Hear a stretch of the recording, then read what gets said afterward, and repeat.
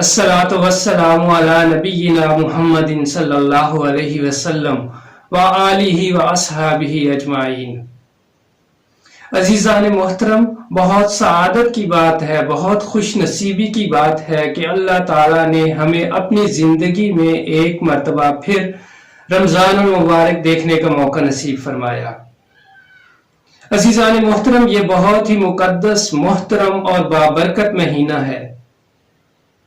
اس کے اندر خدا تعالیٰ کی رحمتیں اور برکتیں ٹوٹ کر برستی ہیں۔ جس طرح ساون کے مہینے میں کالی گھٹائیں جب چھا جاتی ہیں تو وہ ٹوٹ کر برستی ہیں اور سب کو جل تھل کر دیتی ہیں، اسی طرح اس ماہ مقدس کے اندر خدا تعالیٰ کی رحمت بھی ٹوٹ کر برستی ہے اور سب کو جل تھل کر دیتی ہے۔ اس ماہ مقدس کے فیوز و برکات کی بات کی جائے تو نبی اکرم صلی اللہ علیہ وسلم کا ارشاد ہے کہ اس ماہ مقدس کا پہلا حصہ رحمت ہے اور اس کا دوسرا حصہ مغفرت ہے اور اس کا تیسرا حصہ جہنم کی آگ سے چھٹکارا ہے۔ تو کتنی بڑی سعادت کی بات ہے عزیزان من۔ اس ماہ مقدس کے اندر تمام اعمال کا ثواب کئی گنا بڑھا دیا جاتا ہے۔ حدیث شریف کی کتابوں کے اندر لکھا ہوا ہے کہ فرائض کا ثواب 70 گنا تک بڑھا دیا جاتا ہے، اور اگر آپ نوافل ادا کرتے ہیں تو ایک نفل کا ثواب فرض کے برابر کر دیا جاتا ہے۔ اور ایک جگہ اور حدیث کے اندر وارد ہے کہ اس ماہ مقدس کے اندر ایک ایسی رات ہے جس میں اس ایک رات کی عبادت 1000 مہینوں سے بہتر ہے۔ یہ غمخاری کا مہینہ ہے، یہ صبر کا مہینہ ہے، اور صبر کا بدلہ جنت ہے۔ تو عزیزان من، اگر اس ماہ مقدس کے فیوز و برکات کی بات کی جائے تو ایک مختصر سی نشست کے اندر ان کا احاطہ کرنا ناممکن ہے۔ آج کی اس گفتگو کے اندر میں صرف 2 باتوں کا تذکرہ کروں گا کہ رمضان صبر کا مہینہ ہے اور رمضان غمخاری کا مہینہ ہے۔ عزیزان محترم، جب ہم روزہ رکھ لیتے ہیں تو پھر ہمیں بھوک بھی برداشت کرنا پڑتی ہے، پیاس بھی برداشت کرنا پڑتی ہے۔ کچھ لوگ تو آفیسز میں کام کرتے ہیں، کچھ جسمانی مشقت کرتے ہیں، مزدور پیشہ ہوتے ہیں۔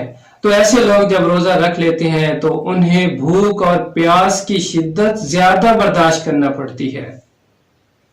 تو اس بھوک اور پیاس کی شدت کے اندر اگر اس کے ساتھ کوئی نامناسب رویہ اختیار کرتا ہے تو گویا روزہ کے اندر ایک مسلمان کو ٹریننگ دی جا رہی ہے کہ آپ نے بھوک اور پیاس کی شدت کو کیسے برداشت کرنا ہے، اور اس کے ساتھ ساتھ لوگوں کے نامناسب رویوں کو کس طرح برداشت کرنا ہے اور ان پر صبر کرنا ہے۔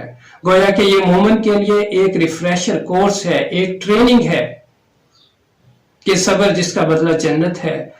اس خوبی کو انسان اپنے اندر اڈاپٹ کر لے، اپنے شخصیت کا حصہ بنا لے۔ تو عزیزان من، نبی کریم صلی اللہ علیہ وسلم نے فرمایا کہ رمضان صبر کا مہینہ ہے اور صبر کا بدلہ جنت ہے، اور اس کے ساتھ ساتھ رمضان غمخاری کا مہینہ ہے۔ ہم اپنی عام دنوں کی زندگی میں بھی لوگوں کے ساتھ غمخاری کرتے ہیں، ان کے دکھ درد میں شریک ہوتے ہیں اور ان کے غم بانٹتے ہیں، لیکن یہ ماہ مقدس ایک ایسا مقدس مہینہ ہے کہ جس کے اندر آپ نے اپنی غمخاری کی اور ہمدردی کی صفت کو مزید بڑھانا ہے۔ اس کے اندر ہم نے اپنے ارد گرد کے ماحول میں دیکھنا ہے کہ کون سے ایسے لوگ ہیں جن کے پاس کھانے کو نہیں ہے۔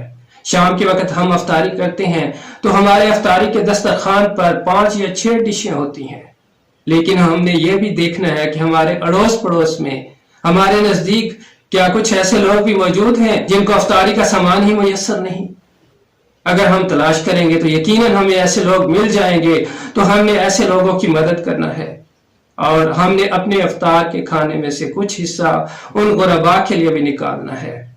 اس کے علاوہ رمضان کے آخر میں عید آتی ہے، تو اگر ہم اپنے بچوں کے لیے 1-1 2-2 سوٹ سلواتے ہیں، اپنے لیے جوتا اور کپڑا خریدتے ہیں عید کی تیاری کے لیے، تو پھر ہمیں دیکھنا ہے کہ کیا ہمارے اڑوس پڑوس میں، کیا ہمارے نزدیک، کیا ہمارے عزیز و اقارب میں کچھ ایسے لوگ بھی موجود ہیں جن کے پاس عید کی تیاری کے لیے وسائل موجود نہیں۔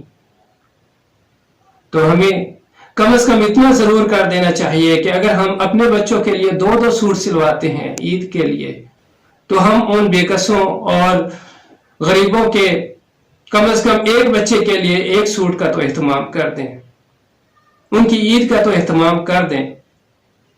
تو عزیزان من، یہ ہے رمضان کا پیغام، یہ ہے اسلام کا پیغام۔